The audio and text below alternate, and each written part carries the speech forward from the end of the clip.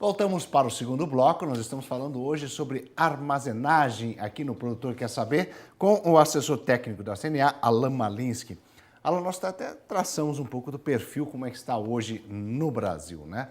Acho que é importante fazer um resgate da questão de que essa situação que é recorrente, os planos safras tentaram aí impor algumas linhas de crédito, como a questão do PCA, mas mesmo assim tem que casar com juros mais baixos e também o poder de compra, o poder de capital do produtor? Exatamente, Marcelo. Se a gente for ver aqui o gráfico, em 2012 foi lançado o PCA, onde seria disponibilizado 25 bilhões para dividido em 5 por ano. Em 5 anos, esse recurso seria disponibilizado aos produtores. Quando foi lançado na primeira safra, em 13 e 14, foi disponibilizado 3 bilhões e meio, o produtor pegou em torno de 2,8.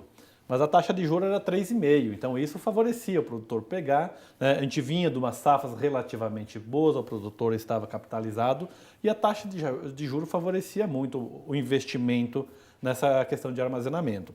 Na safra 14 e 15, permaneceu os 3 bilhões e meio, mas já começou a cair um pouco o que o produtor captou, porque a taxa já chegou a 4%.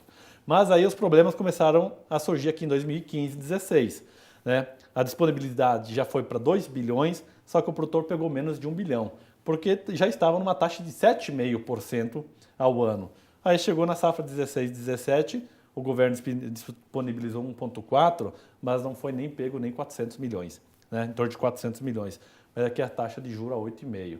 O que quer dizer isso, Marcelo? É que com essa taxa de juros acima de 4%, nós já fizemos esses estudos, a gente já fez essas análises, mostra que é um investimento inviável, né? Fica muito caro para o produtor ter um investimento em armazém a uma taxa acima. Ele não vai conseguir pagar a questão o armazenamento. Então, para ele vale mais a pena terceirizar, correr esse risco ou buscar outras formas, mas não investir em armazenamento. Tanto é que o reflexo é esse, aumentou a taxa de juro, caiu drasticamente a captação desses recursos. Tanto é que a gente vem discutindo, a nossa principal proposta esse ano no Plano Safra foi a questão do armazenamento, tentar trazer essas taxas de juros abaixo de 4%, para tentar incentivar, porque não adianta ter recurso disponibilizado uma taxa de juro alto, que aí não vai compensar, o produtor não vai buscar porque não vai se pagar essa questão do investir no seu próprio armazém. Ele vai apostar no custeio e o investimento vai cair, né? É o que aconteceu, a gente viu isso no último plano de safra. Né? Não, exatamente, e puxado por isso também nessas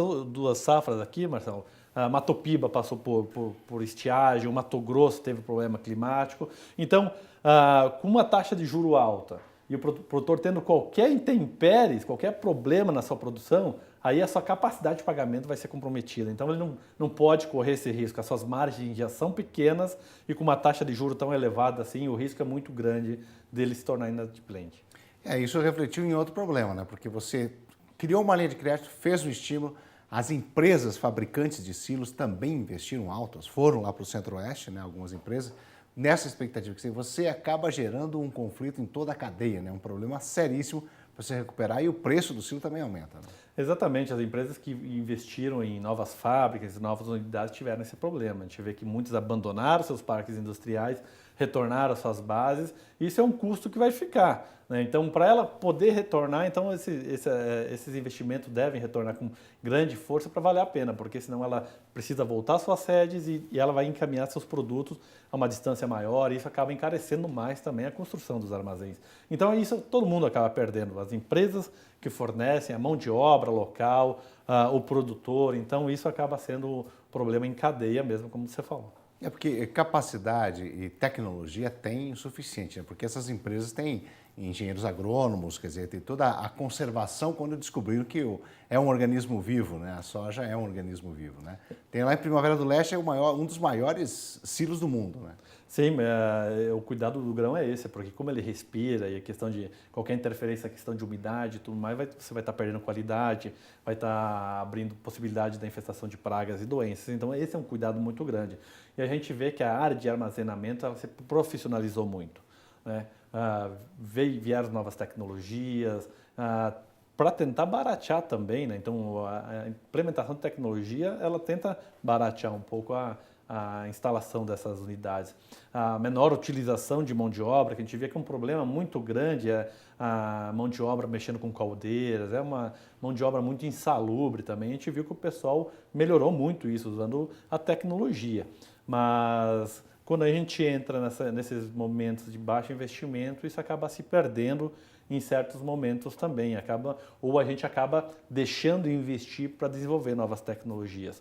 E dentro disso a gente pode dar um destaque também, Marcelo, que foi criada uma comissão para certificação de armazéns, né, onde o objetivo era padronizar esse grão armazenado produtor, tanto para terceirização como para uso próprio ou uso para a indústria local. Então, essa comissão foi criada dentro do MAPA, ela é muito ativa, com várias reuniões durante o ano, tentando resolver esses problemas, mas a gente acaba esbarrando nessa questão de disponibilidade de crédito para continuar melhorando a nossa capacidade armazenadora. Como é que está a defasagem hoje no Brasil nessa questão de armazenagem?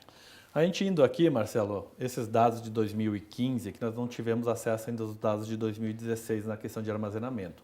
Mas 2015 a nossa defasagem era em torno de 27%.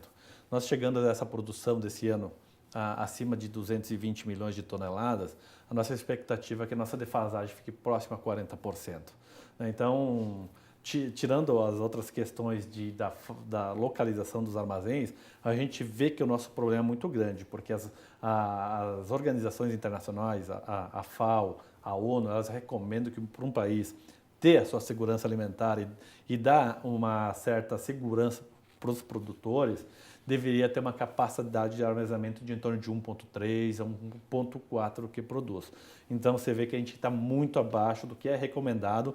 E quando compararmos a nossos principais competidores aqui, a gente vê que a gente está muito atrás também com relação à armazenagem. Fora a logística, os outros problemas que se somam, a armazenagem também é um deles. É o custo Brasil, né? Você tem um comparativo com outros países em relação ao que nós temos hoje de armazenagem? Temos sim, Marcelo. Se a gente vir aqui, esse é um dado muito importante, que é quanto a gente consegue armazenar na propriedade rural. Se nós pegarmos hoje do que seria colhido, a gente vê que a gente consegue armazenar com o produtor rural ou na área rural apenas 24%. É um número muito baixo. Isso acaba retirando a competitividade do produtor, de segurar o produto e vender no momento onde os preços estão melhores. Se a gente pegar nossos principais concorrentes, o Canadá, ele consegue armazenar 85% na área rural. Estados Unidos, 65%, Europa, 50%, Argentina, 40%, Austrália, 35%. É armazenagem estática, né? Consegue. Exatamente estática. E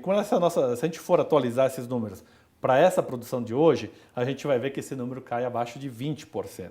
Então, isso é um dado preocupante que acaba acendendo esse sinal de alerta, mostrando que a gente acaba perdendo competitividade, qualidade de grão, a possibilidade do produtor vender seu produto no momento melhor para ter uma melhor rentabilidade. Então, isso vem se somando em cima de todos os problemas como nós já temos. Né? Isso vem tudo na infraestrutura e logística do Brasil. Esse é o grande problema. E ainda que a gente é competitivo de qualquer forma. Né? Como seria se nós tivéssemos essa situação melhor? Eu acho que até seria um exercício bom a gente fazer se nós tivéssemos as mesmas condições dos outros países. Porque a gente vê que nosso produtor é muito eficiente dentro da porteira, fazendo o seu trabalho, plantando, investindo em tecnologia, tendo boas produtividades. A gente vê que o trabalho dentro da porteira é muito bem feito. Mas aí quando a gente abre a porteira, a gente vê que os problemas começam a se somar. E aí a gente vê que os demais agentes que deveriam estar atuando em conjunto para desenvolver mais a cadeia, acabam pecando um pouco e aí a gente vê que acaba comprometendo a rentabilidade do produtor e isso todo mundo acaba perdendo, as cidades ao redor das áreas produtoras, as empresas que trabalhariam com o agronegócio, então a gente vê que o setor todo acaba perdendo e muito, né? E em relação à defasagem, como é que está no Brasil por região? Você tem nessa questão aí, defasagem por região, né? Então, Marcelo, aqui essa questão, a gente indo para a região do Mato Piba, a gente vê isso ainda não assumindo os números dessa superprodução. Né? O Mato Piba, a gente está com uma defasagem de 33%. Né? O Centro-Oeste, acima de 50%. Né? A única região olhando a grosso modo que estaria com uma capacidade armazenadora acima do que produz, é o Sudeste. Mas aí esse número engana, porque no Sudeste estão os maiores portos, onde se concentram os grandes silos armazenadores. Então, isso não quer dizer que o problema do produtor esteja resolvido. Porque, na realidade, recebe dos produtores de outros estados lá no porto, e aí essa armazenagem, esse número, ele realmente não reflete a realidade. Não reflete, porque o produtor dessas regiões acaba sofrendo também com a falta de armazéns, né? Então esse número a gente até mais, fala né? Porque na realidade ele está recebendo de outros estados e compromete mais ainda. A concorrência é maior também, né?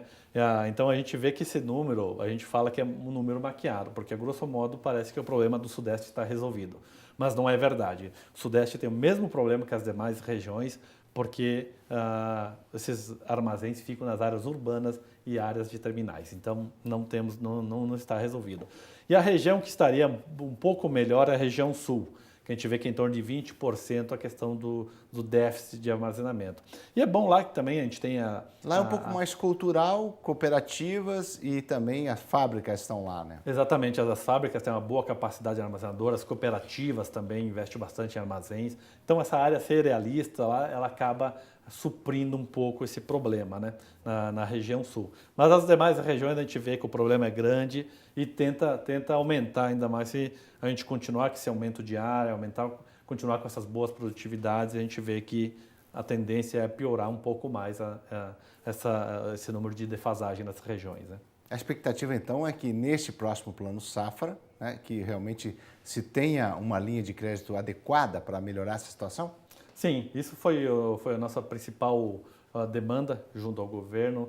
Nós priorizamos a questão de armazenamento, que acho que isso é primordial para a segurança do produtor, dá previsibilidade, dá uma melhor tranquilidade para ele trabalhar no pós-colheita. Porque da forma que está, a gente vê que isso acaba, em anos bons que nós deveríamos estar comemorando, isso acaba trazendo uma preocupação maior, né? Então, nesse ano, a gente deveria torcer que fosse tão bom quanto o ano passado, de as chuvas iniciarem no momento certo, em meados de setembro, para já iniciar um bom plantio da safra, mas a gente vai ficar preocupado porque a gente vai ter grãos armazenados a céu aberto, né? Então, tu vê que os problemas acabam se somando. Então, num ano que era para ser tudo bom, né? Por mais que os preços caíram um pouco, mas tendo produto, o melhor é ter produto, depois a gente vê como resolve a questão de preço. O problema é se não tiver produto, o preço pode ir onde for, mas a gente não tem produto para vender. Então, o ideal é que tenhamos essa safra boa, que isso se repita, que depois a questão de comercialização a gente tenta resolver mais à frente. Mas a gente tem que ter uma forma de guardar esse produto para chegar no momento ideal e conseguir ter uma boa rentabilidade com esses bons números de produção, né? Tá certo, eu agradeço a participação do assessor técnico da CNA, Alan Malinsky. Muito obrigado, tenha um bom dia. Eu que agradeço e um abraço a todos.